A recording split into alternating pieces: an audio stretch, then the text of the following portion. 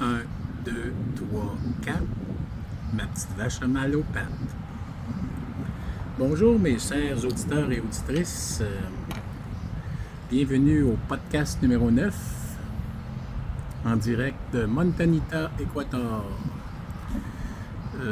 Qu'est-ce que je voulais vous dire aujourd'hui? Bon, rien de spécial, particulier, mis à part que j'ai écouté l'émission dimanche dernier, l'extrait qui concernait le pharmacien. Le pharmacien, tout le monde en parle, et puis ça me dérange toujours de l'entendre, s'exprimer. Je le sens tellement biaisé, plus que ce qu'il essaie de dénoncer. Tu sais. Je le respectais au début parce que je trouvais qu'il dénonçait des trucs. Tu sais, moi, il y a des choses qui sont non scientifiques que les gens croient, et puis je me dis, ça n'a pas de sens. Ça n'a pas de sens, et puis je le trouvais bon pour ça, pour dénoncer les aberrations, tu sais, mais je l'ai entendu discuter de certains sujets que je connais bien, moi, et en tant que scientifique, avec pas mal plus d'éducation que lui et de formation médicale. Et il me dérange en affaire de fou. Là, tout le monde en parle, il commençait à dire « Ah, il y a des scientifiques qui ont une grande notoriété, puis c'est des médecins, puis finalement, ils se basent sur rien, puis ils ont leur propre opinion, puis que là, finalement, c'est n'importe quoi. » Mais dans je regardais son argumentaire, et je veux dire, c'était pas fort, là. Il prenait des exemples, des tarés, je sais pas trop qui, là. Il y a le prix Nobel de médecine, là, qui a découvert le sida, qui est un très grand chercheur. Au lieu de prendre certains points intéressants que ce chercheur-là a amenés depuis 2020, puis essayer des documents, des discuter, mais non, il prenait des affaires vu qu'il croyait que l'homéopathie, c'était pas... Non, mais... qu'il croit à l'homéopathie, bon. C'est pas parce qu'il croit à l'homéopathie que nécessairement c'est un taré, mais quoi que moi, l'homéopathie, je sais pas, je veux dire, j'ai pas une grande expérience, assez grande expérience avec ça pour... C'est peut-être juste un effet placebo, l'homéopathie, mais qu'importe, si ça marche pour certaines personnes, c'est quand même mieux que les tuer avec des acides produits toxiques, là. Bref. Mais c'est pas ce que je voulais dire, c'est que...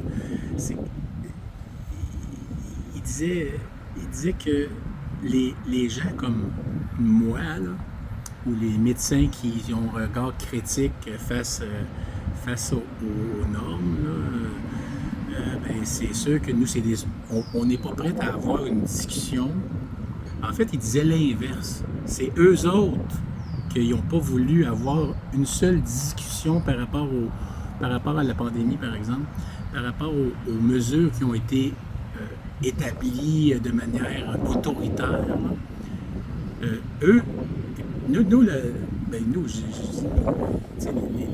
Les scientifiques que je connais, que je respecte, qui ont osé poser des questions. Mais c'est juste une question.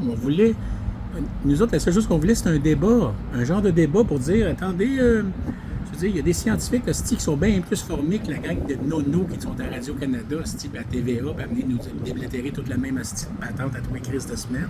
Ça c'était de la magouille de marde, là. Alors qu'il y a des scientifiques, il y avait juste une question, je veux dire, tu sais, puis on voulait amener un débat. Le débat, il n'y en a jamais eu de débat. Et le pharmacien, lui, là, il y a un consensus scientifique. Fait que là, il faut fermer notre gueule, il y a un consensus scientifique. Mais à un moment donné, il y en a un, là, un humoriste, je ne sais pas trop, qui pose la question, mais il y en a des conflits d'intérêts, ça existe. Ouais, mais c'est pas des bons arguments, ça, pour en parler. Mais tabarnak, parle-en, calisse. Arrête de dire que le consensus scientifique, c'est la panacée, là. Non, mais je me retiens, là, Ouh! Mais bref, il y en a... Ces gens-là, ces gens-là, ils n'en veulent pas de débat, là. Ils sont incapables d'embarquer dans un débat, là.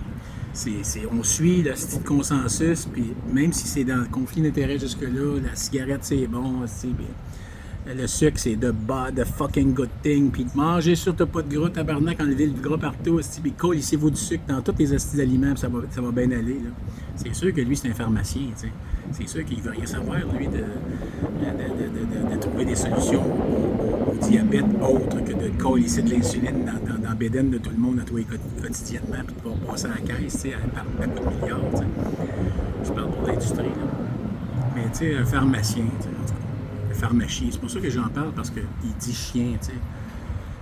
Vu que c'est chien, le vétérinaire a le droit de parler des chiens, tu sais, que je peux toujours en parler, tu sais, mais je vais le reprendre mot à mot, là, mais son affaire, c'était carrément pervers. C'était l'inverse, en fait.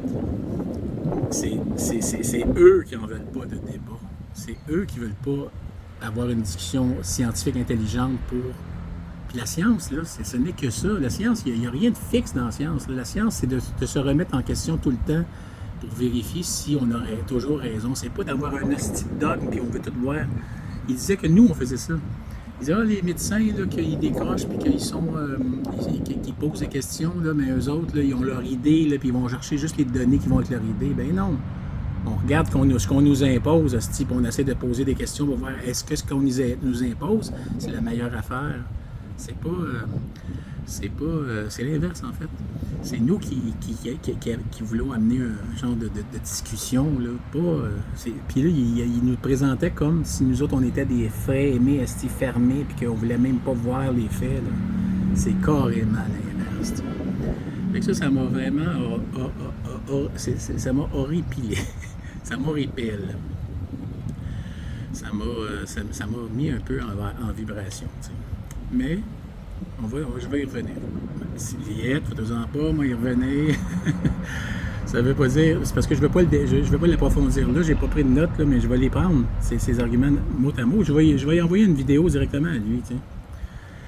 À un moment donné, il a parlé d'un sujet que moi je connais beaucoup. Parce qu'en tant que vétérinaire, nous, on connaît bien ça, le métabolisme. Là, on ne fait pas juste survoler ça. Là, les vaches, les moutons, les cochons, les chèvres, les chats, les baleines, là, les animaux de la faune. Je veux dire, le métabolisme, c'est fondamental, le métabolisme alimentaire aussi. T'sais. Et moi, j'avais utilisé, il y a plusieurs années, une dizaine d'années, j'avais perdu une cinquantaine de livres, pour ne pas dire 100, là, en arrêtant juste de manger des glucides. Je mangeais juste des protéines, des gras, et puis j'étais en forme. J'avais jamais été aussi en forme que ça de ma vie. Là, t'sais. Et bon, je suis revenu, j'ai remangé des glucides, puis j'ai repris du poids, mais je veux dire, cette alimentation-là, de vivre... à un moment donné, lui, il a fait une émission sur ça, le keto, l'alimentation keto. Mais tabarnak, j'ai jamais vu une émission aussi biaisée que ça. Farmé, mon ami, là, puis genre... Il riait du monde, tu sais. Puis, en fait, il connaît pas ça. Il n'a même pas étudié ça. Il n'a même pas étudié les données venant de ça, tu sais. Je veux dire, il y a de la recherche qui a été faite là-dessus. Il y a des gens qui ont des problèmes neurologiques, des épileptiques, par exemple, qu'il n'y a aucun traitement qui marche. Et que même des probes dans le coco, des chocs électriques, ça ne marche pas. Et là, eux autres, en changeant leur alimentation, ils arrêtent de faire des crises d'épilepsie en laissant fonctionner le cerveau avec... une source d'énergie autre que les glucides, là, avec des corps cétoniques plutôt qu'avec du sucre. Et ces recherches-là, pour ces enfants-là qui avaient des problèmes, sont exhaustives. Et c'est pas une diète qui est nécessairement pathologique. Là. C'est une diète... En fait, tous les animaux qui sont au Québec, tous les mammifères qui vivent au Québec cet hiver, là, les ours, les ratons laveurs, les moufettes, ne pensez pas qu'ils ne fonctionnent pas avec... ils sont en période de jeûne. Puis la période de jeûne, c'est d'utiliser les gras comme source d'énergie pour rester vivant, plutôt que les sucres et les glucides qu'on a abondamment durant l'été. Les baleines, là, la grosse baleine bleue, la plus grosse organisme vivant de la planète, là, quand elle accouche, là, puis qu'elle fait sa transhumance du nord, là, du nord d'Arctique, et qu'elle descend ici en Équateur, là, mais elle perd 50 tonnes de masse corporelle pendant ce voyage-là. 50 tonnes de gras. Elle utilise le métabolisme, qui est le même métabolisme que les gens qui font l'alimentation keto. L'alimentation keto, en fait, ça ressemble beaucoup à la période de jeûne. C'est que là, c'est la source d'énergie, c'est plus les glucides. La source d'énergie, c'est les gras qui sont accumulés. Et tous les animaux vivent ça. Là. Les écureuils, cet hiver, là, ils ont leur petite réserve de noix, mais ils ne mangent pas des noix tout l'hiver. Là. Ils sont gras comme des voleurs à l'automne. Quand ils vont ressortir au printemps, vous allez voir, ils vont être slim, asti, ils vont être allumés au bout. Là. Fait que lui, le pharmacien, il avait tellement biaisé son esti de patente. J'ai dit, hey, lui, c'est un vrai calice de danger. Bien plus, mais pas un danger. Je dirais, lui, il est comme le mainstream message. Là, c'est comme. Fait que quelque part, puis là, il est adulé de tout le monde. T'sais. Ceux qui le critiquent, là, sur le site de Radio-Canada, il retire tous les messages. Le seul message, oh, il est donc bon, hein, une chance qu'il est là, lui, puis oui. C'est la même affaire que durant la pandémie, là, pour ceux qui posaient des questions, là, comme Guillaume Tivierge, qui a juste dit, moi, j'aimerais mieux attendre un vaccin québécois plutôt que de me tabarnaquer une patente avec l'ARN qu'on connaît pas. Là, il connaît pas ça, là, Guillaume. Mais juste le fait d'avoir dit ça, banni, calice, il a perdu ses contrats, tout. Mais voyons donc, le gars, c'est sa santé, tabarnak. Djokovic, le joueur de tennis, banni à grandeur de la planète Terre. Là, il est devenu champion du monde, là, mais tout cela pour dire que il y a comme une propagande là, pour éliminer, en fait, parce que c'est vraiment ça, du discours des gens qui osent réfléchir, puis qui gobent pas tout comme du cash. Là, fait que tout cela pour dire que c'est un peu la même affaire. Là. Le pharmacien, en tout cas, je vais le revoir, je vais y revenir, mais je veux dire, c'est ça, c'est la souffrance de la semaine ici. J'ai fait une couple d'études, j'ai regardé une couple de thèses de doctorat par rapport à l'espérance de vie des chiens pour vous revenir sur les sujets qui m'intéressent.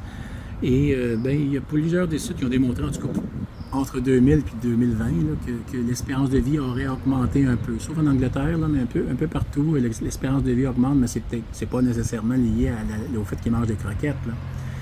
C'est lié au fait que les animaux sont plus à l'intérieur, ils se font moins écraser dans la rue, c'est premièrement. Deuxième chose, c'est que les soins vétérinaires, les gens, ils mettent de l'argent, ils prolongent des cas qui seraient morts avant, peut-être. C'est difficile de dire c'est quoi la raison pour laquelle l'espérance de vie a passé de 11,3 ans à 12,1 ans. Là. C'est comme 1,9 ans là, qui aurait augmenté en 20 ans. Ça, c'était bien mais d'autres travaux, en fait, ils disent on ne peut pas le savoir il y a des années 20, des années 30, 40, là, comment durait de temps les chiens, parce qu'on s'en colissait des chiens, puis ils vivaient dehors au bout d'une chaîne. Puis finalement, il n'y avait pas toute la tension, puis les dates de naissance, puis les dates de décès, c'était pas noté. Puis... Mais il y a plusieurs études qui parlaient de chiens qui avaient 15, 16, 17 ans quand même, avant. Il y a longtemps, il y a 50, 60, 70 ans, avant que les croquettes arrivent. Là. Fait que de dire que l'alimentation a aidé l'espérance de vie, mais c'est les vendeurs de croquettes qui affirment ça. Il n'y a pas de preuve de ça. C'est plutôt le contraire, l'augmentation des pathologies de santé, là, des pathologies métaboliques et tout ça, le diabète, l'obésité, les problèmes dentaires, c'est bien plus grave aujourd'hui que c'était avant, quand les chiens mangeaient des os. T'sais. En fait, la vraie recherche qu'il faudrait faire, c'est une vraie... de vrais travaux avec des groupes contrôle, puis une recherche randomisée avec des animaux sur une longue période. Et ça doit se faire. Peut-être que ça se fait. Parce que là, il y a de plus en plus d'intérêt pour l'alimentation, pas keto, là, mais l'alimentation BARF, là, Bone and Raw Food, par rapport aux croquettes. Mais il faudrait encore là choisir des bonnes croquettes. Tu ne peux pas comparer des pommes et des oranges. Là. Il faudrait que ce soit des bonnes croquettes comparativement à de la bouffe BARF, pas de la marde. Et pour voir les pathologies qui arrivent. Mais ça coûte cher faire des études comme ça. Puis qui va payer ça? Qui a intérêt? Dès que c'est financé par un groupe, c'est sûr que de les donner, c'est dur c'est dur de s'y fier, de pouvoir s'y fier. T'sais. Fait que l'autre affaire qui disait les données, le consensus scientifique. Le consensus scientifique, ça c'est une bonne question. T'sais. Avec les menaces, tout ça pendant la pandémie, c'est un bon exemple. Là, mais à tous les niveaux, le consensus scientifique, bien, il est fondé sur les données que le groupe d'intérêt le plus riche va promouvoir puis diffuser. Tu sais. Il y a tellement de fraude scientifique puis de corruption là, que c'est le consensus scientifique qui, en fin de compte, c'est des groupes, on le sait bien, aux États-Unis, la FDA, là, c'est corrompu à mort, c'est prouvé 100 fois. Là. Les gens qui sont sur ces comités-là, c'est des gens qui ont travaillé dans le pharmaceutique, qui ont eu des postes très élevés, puis là, ils sont plus dans le pharmaceutique, mais quoi, c'est des porte-parole. Ici au Canada, pour qu'on puisse avoir accepté que 2 vaccins, et seulement que les 2 vaccins à ARN, là, c'est parce que les hosties de comité étaient tous envahis de gens qui étaient liés, gros comme jusque-là, hostie, avec les entreprises en question. T'sais. Fait que le consensus scientifique, pour moi, c'est pas une preuve c'est pas un gage de vérité là, par expérience puis par logique aussi il faut savoir comment ça fonctionne pour pouvoir le dire, mais c'est ça, pour moi c'est ça. Fait que autre sujet que je voulais vous parler par rapport à l'espérance de vie. Une petite histoire. Tu sais, moi je pense pas que je l'ai dit sur mes podcasts, mais je vais vous le dire aujourd'hui. Des fois, ça m'arrivait assez souvent. Ça m'est arrivé, mettons, vingtaine de fois, 30 fois, 34, 20 à 40 fois. Là. Des gens qui m'arrivaient avec des chats ou des chiens, mais quasiment morts. Ils venaient pour le faire euthanasier. Moi, je faisais toujours une petite consultation avant, je regardais l'animal. Mais en fait, ils venaient pas pour le... Oui, il y en a qui venaient pour l'euthanasie carrément. Puis là, moi, je check le chat, tu sais, je vois bien qu'il est maigre, ce chat, il a juste la peau et os, là, puis... Mais, tu vois, les muqueuses sont roses, je veux dire, il n'y a pas de maladie, là, il n'y a pas de masse, le chat, il est juste vieux, Caroline, il est vieux, puis il est maigre, puis il est en fait, il y a l'anabolisme, c'est la création de la masse, et le catabolisme, quand on est rendu vieux, le catabolisme, mais là, on utilise nos propres muscles comme source de protéines, puis on mange plus, puis on devient faible. Fait que je voyais ces animaux-là, puis je disais, mais c'est pas parce que je veux faire de l'argent avec le monde. Des fois, je les avais jamais vus, ces clients-là. T'sais. Et ils venaient me voir parce que peut-être moi, c'était moins cher chez nous pour l'euthanasie. Je lui disais, moi, je trouve pas que c'est un cas d'euthanasie, votre animal. T'sais, j'en vois des cas d'euthanasie, là. J'en ai euthanasié plein, là. Mais votre animal, là, moi, d'après moi, c'est juste qu'il est en catabolisme. Fait que je lui disais, on va essayer, si vous voulez essayer quelque chose, là, ça ne coûtera pas cher, on va essayer d'y donner un protocole. Moi, j'avais un protocole. Quand il avait mal, puis il avait de la misère à monter ses divans, puis que je voyais que les articulations lui faisaient mal, je lui rajoutais un peu de dépomélrol, de cortisone, pour la douleur. Ça, c'est une autre affaire. Et ça stimule l'appétit, tout ça. Et la chose que je leur donnais, c'est les stéroïdes anabolisants. Les stéroïdes que Ben Johnson avait pris pour gagner le record du monde de course aux 100 mètres en bas de 10 secondes. Là. Avec le Winstrol V, tu sais, un chat, je lui disais, on va essayer ça. 0,25 ml intramusculaire, une fois par semaine, 4 semaines. Après ça, une fois par mois, si ça va bien. On l'essaye, ça ne coûte rien de l'essayer. Je chargeais 10$ de donner ça. T'sais. Fait que là, ça coûtait pas cher. Là, mais ça coûtait assez cher quand même comme produit. Mais c'est pour un petit 0,25 pour un chat, ça coûte pas cher. Puis même les vieux chiens, je vous dis chat, mais c'est des vieux chiens qui sont maganés au bout. Ils sont maigres. Mais là, j'essayais ça et les gens venaient me revoir 2 semaines. La semaine d'après, ils disaient, ah ben là, c'était un vrai miracle. On a retrouvé notre chien, c'est comme s'il avait rajeuni de 4 ans. T'sais. 4-5 ans, il pète, il veut sortir dehors, puis là, il est attiré par les autres, puis là, les gens les connaissent, leurs animaux, tu sais, mais ça, il faisait ça avant, là, il recommence à faire ça, là, il saute ses divans, puis là, il nous demande si, là, il mange, puis là, il est là, nous quêter à la table, et tout, avant, alors il était en train de mourir, il ne voulait plus manger. C'est normal. Les anabolisants, ça stimule l'appétit aussi. Puis tout. Fait que ça, c'est une shot. Puis j'en ai parlé avec des vétérinaires. Mais personne ne fait ça. Ben, on ne nous enseigne pas ça à Saint-Hyacinthe, évidemment. T'sais. C'est de la logique. Si on sert de notre tête de maison, entre le tuer et essayer ça, tu vas dire, les anabolisants, c'est pas bon pour la santé. Mais tabarnak, tu t'en viens le faire tuer ton petite bébite, Chris. Essaye de coller, ça coûte quoi de. Tu ne vas pas y causer plus de tort que de le coller dans le congélateur quand même. T'sais. Fait que je me disais, puis là, si les gens, là, peut-être arrivé une fois ou deux que ça n'a rien changé parce que c'était la fin des haricots.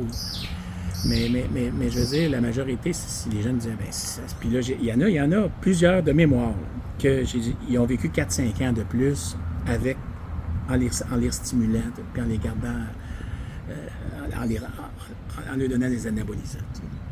Fait que ça, c'est un petit truc que je vais vous dire, mais c'est pas un truc que vous pouvez utiliser chez vous-même. Là. En moins, c'est bien dur à trouver.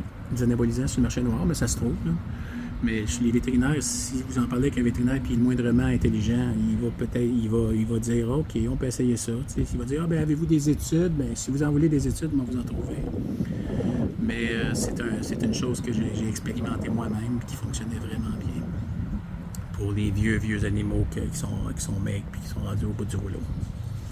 Fait que ça, c'était mon petit truc de la journée, de la semaine. À part ça, qu'est-ce que je voulais vous dire? Je suis en Équateur. J'ai changé de place. Ceux qui sont mes amis Facebook ont vu les beaux spots que j'ai trouvés. Ici à Montanita, c'est triste, mais il n'y a plus de touristes. C'est tranquille au bout. Ça coûte quasiment rien ici là, pour rester. Comme je disais la semaine passée, j'ai trouvé une place. On va rester un mois juste l'autre bord, là, pas loin, à 2 pas de la plage. Avec la clim, la piscine creusée, puis la patente, ça va coûter 15$ par jour. Fait que on est 2, 7,5$ chaque par jour, puis on va vivre ici en Équateur, sur le bord de la mer, puis on se fait à bouffe, on a une grosse cuisine. Ici, c'est vraiment paradisiaque. On est à 2 pas de la mer, avec la grosse piscine à côté, puis on a la cuisine, les petits fours, puis un bon frigo, puis je m'achète des crevettes. Là, je suis en train de manger un ceviche. Ceviche, c'est des crevettes qui sont comme cuites dans le jus de citron. On prend les crevettes, on les décortique.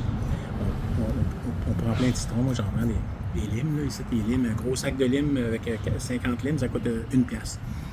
Fait que, non, peut-être pas 50, peut-être 35 limes. Et dès qu'on met la viande dans la lime, l'acidité de la lime cuit la viande, puis c'est bon. On met des tomates, des oignons. Et du sel, un petit peu de piment chili, un petit peu de ketchup, sauce tomate, un petit peu de moutarde, sel, poivre. C'est ça que je mange le plus. J'ai recommencé à manger keto. Ici en Équateur, bon, c'est sûr qu'il y a du riz partout, puis il y a des patates partout, là, mais moi ici, vu qu'on a une source de fruits de mer et de poissons pour presque rien, là, une grosse livre de crevettes, c'est 3$. T'sais. Fait que des poissons, hier j'ai acheté un calmar, hier un esti de gros calmar, c'était 2$. 2$ pour le corps, là, puis j'ai payé 3$ pour la tête parce qu'il y avait bien des tentacules et tout. Fait que j'en ai pour 400 repas avec ça, là, 3$, 5$.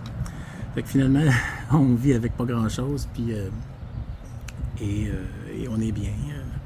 Le vin est pas bien bon, mais c'est sûr qu'au Québec, on a des bons vins pas trop chers. Mais ici, c'est encore moins cher, mais c'est encore moins bon. Bon vin, c'est assez rare, mais il y a du vin chilien quand même qui est passable. La bière, j'en bois pas parce que keto, il y a trop de glucides dans la bière, mais je prends un petit peu de bière Heineken, une petite Heineken en jouant au billard le soir. Ici, il y a une belle table de billard. Moi, j'adore le billard. Ça me repose. Je joue tout seul. J'aime ça jouer tout seul, faire des boules. C'est comme un acte de méditation, jouer au billard. Fait que c'est ce que je voulais vous dire. À part ça, j'avais un autre sujet. Je vais revenir au pharmacien. Mais là, c'est ça. Je sais pas comment ils vont faire pour continuer à discréditer les penseurs, là. Les penseurs autonomes là, qui sont pas dans... Mais ça va pas durer, ça peut pas durer tout le temps, ça, selon moi. Et bien, c'est encore drôle. Je connais pas la société d'aujourd'hui, tu sais. Moi, je sais comment on pensait, nous autres, dans les années 60 tu sais, mais 70, puis l'évolution, tu sais. Mais aujourd'hui, les jeunes, comment, tu sais, je sais pas comment ça marche, comment ils se font laver le cerveau avec les médias. Je sais pas le processus, je sais pas trop les influences et tout ça. Je n'ai pas étudié ça, ça m'intéresse pas tant que ça. Pas assez pour que je passe des journées à lire là-dessus, mais le raisonnement logique va peut-être réapparaître. Là, je sais pas trop. Peut-être que c'est foutu aussi. Puis que... Mais mes enfants, au moins, moi, ils savent penser parce que je leur montre. Et mes petits-enfants aussi, tu sais. Fait que quelque part, il doit y en avoir d'autres là, qui font ça. Là. Mais c'est ça. C'est ça mon message pour aujourd'hui. Autre chose. Là, je m'en vais dimanche. Je m'en vais dans les montagnes. On prend un autobus 3 heures pour se rendre à Guayaquil. Ensuite, 4 heures pour se rendre à Cuenca. Belle ville, la 3e plus grande ville de l'Équateur. Puis ensuite, je vais prendre une petite navette pour aller à Vilcabamba, qui est 5 heures plus loin. C'était tout un trip pour aller voir mon gars là-bas dans les montagnes. Puis je vais passer une semaine là-bas. Puis je reviens sur la côte après. Parce que c'est comme ça. Puis lui, il va venir me rejoindre sur la côte 1 mois. C'est pour ça que je ne veux pas rester trop longtemps avec les enfants là-bas. Parce que de toute façon, on va être 1 mois ensemble ici. Mais j'y vais pareil parce que j'ai laissé plein d'affaires là-bas, des bonnes poêles, j'ai plein de choses que j'aime avoir en Équateur. J'ai mon petit kit en Équateur pour. Puis je le laisse là-bas chez mon fils parce que c'est sécuritaire, là, puis il peut le garder. Mais je ne suis pas nécessairement juste pour ça. Je vais les faire là-bas, il y a bien des belles places à visiter. Il y a bien des bons restaurants que je veux tourner, des amis que je veux rencontrer. Fait que c'est un peu ça. On va continuer. J'ai pas regardé je suis pas allé tellement dans Internet. Je vais aller voir si j'ai pas eu des questions. Si j'ai eu des questions particulières, mais je vais vous revenir avec mon analyse, puis peut-être des réponses, si je suis capable. Fait que c'était Charles Marsan en direct de Montanita, Équateur. Namasté.